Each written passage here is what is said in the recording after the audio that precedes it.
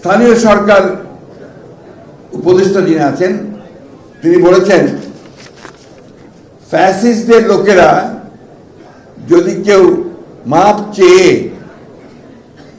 নির্বাচনে অংশ নিতে চায় তাহলে তারা অংশ নিতে পারবে।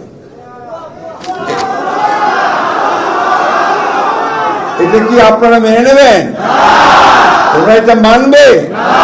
এর থেকে এটাই প্রমাণিত হয়েছে যে তারা এখন তাদের নিজেদের স্বার্থে ওই ফ্যাসিস্টদেরকে তারা জায়গা দিতে চায়।